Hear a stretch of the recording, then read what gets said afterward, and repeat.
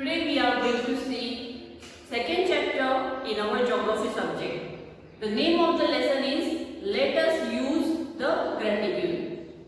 All of you get ready with your textbook, open the textbook in front of you and have a pencil in your hand. Okay, what do you mean by gratitude? In our previous chapter I have explained you that what are gratitudes. Longitudes and latitude, they forms a name and it is known as gratitudes. Okay, this is our globe. All are the imaginary lines. As you know, this is equator. From equator, we go on drawing, taking the distance in the degrees and go on drawing the imaginary lines. And what is the use of the gratitude? To know the particular location on the earth, on the globe. Okay, all of you know globe? Yes, this is globe. Globe पर आप देख सकते हो पूरे globe के ऊपर बहुत सारे हॉरिजॉन्टल और वर्टिकल लाइंस हैं. तो जो हॉरिजॉन्टल लाइंस होते हैं इसे हम क्या बोलते हैं? Yes, they are known as parallels of latitudes. And which are the vertical lines are called meridians of longitudes. What it is known as meridians of longitudes. So today we are going to see this chapter in two parts. First of all, we are going to see how to show the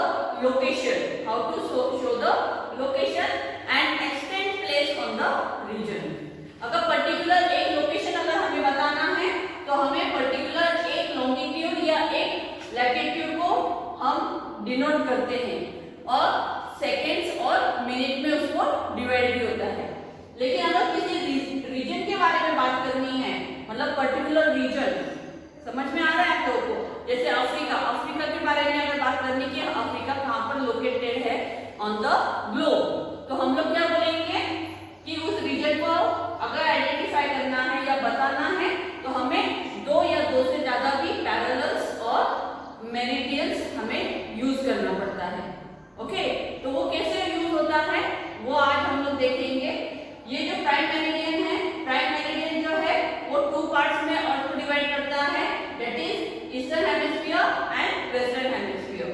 equator time में divide करता है अर्थ को two equal parts में divide करता है, that is northern hemisphere and southern hemisphere.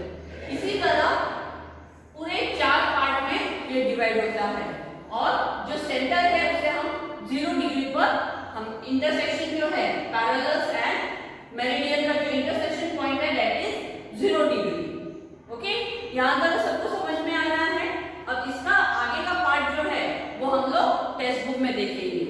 Okay, so students, today we are going to see this lesson in our textbook. See your first page, that is what is the activity given here? Make friends with the globe. As you all know, what is the globe? Globe is a miniature model of the earth. Yes, all of you see the globe? Yes. Now looking at the globe, we have to give some answers over here. Okay, have a pencil in your hand.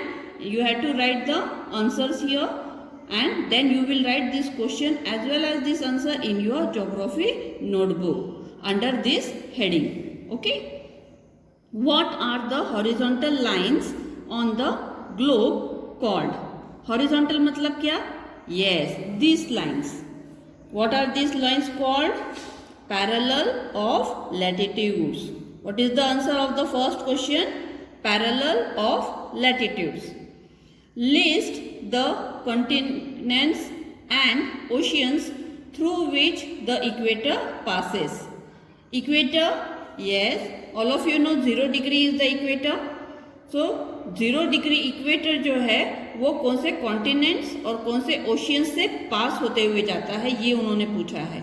तो आप लोग यहाँ पर देख सकते हैं name of the continent first. Okay, south America दिख रहा है आप लोगों को, south America and Africa. Okay, and which are the oceans over here? Pacific Ocean and Antarctic Ocean. Okay, you can see this Antarctic Ocean or Pacific Ocean. Okay, you have to write in your test book as well as in your notebook. Right now you can write in your test book. Are you writing, students? Yes. Now we are going to see third question, that is encircle the intersection of 0 degree meridian and 0 degree parallel on the globe. 0 degree meridian को हम क्या बोलते हैं? It is prime meridian. This is considered as a 0 degree prime meridian. इसका और 0 degree equator. Okay, तो ये क्या है? 0 degree parallel जो है उसे हम क्या बोलते हैं? Equator. इनका इंटरसेक्शन पॉइंट देखना है. मिला आपको आपके बुक में? यस. और इसे आप सर्कल करोगे. It is denoted by O 0 degree. Okay. Now next question we will see which oceans are spread in all 4 hemispheres. As I explained you that the earth is been divided into 4 hemispheres. Okay, how they are been divided? Because of equator and prime meridian. Okay, 1 2 3 4 parts में divide है. अब हम उन्होंने क्या पूछा है कि which ocean are spread in all 4 hemisphere. पूरे चारों हेमिस्फीयर में ऐसे कौन से ओशियंस है जो कि सभी हेमिस्फीयर में है? That is Atlantic ocean and Pacific ocean. समझ में आ रहा है? Yes, you can write over there. Now see the next question. Which continent are spread in all the 4 hemisphere? पूरे चारों हेमिस्फीयर में कौन सा वाला कॉन्टिनेंट ये स्प्रेड है? Now you can see Africa. Africa जो है वो ईस्ट में भी है, वेस्ट में भी है और नॉर्दर्न पार्ट हेमिस्फीयर में भी है और सदर्न में भी है. तो ये एक ही हेमिस्फीयर एक ही कॉन्टिनेंट ऐसा है कि जो चारों भी हेमिस्फीयर में स्प्रेड है. Okay. Now you can C eight which 2 parallels do all meridians converge. मतलब सारे जो पैरेलल्स है, ओके, सारे पैरेलल्स और मेरिडियंस ये कहाँ पर आकर मिलते हैं? यस, कन्वर्ज मतलब meet. Okay, where do they meet? In the north pole and south pole. North pole and south pole. तो इसका आंसर क्या आएगा? North pole and south pole. So I hope you all have understood this. Yes. Now further we will see about next part, that is when we talk about the various places, that is regions, rivers, roads, etc. we are actually talking about the reference to the earth. मतलब जो भी हम लोग किसी भी place, reason, river और road के बारे में बात कर रहे हैं, मतलब हम किसके बारे में बात कर रहे हैं? It refers the earth.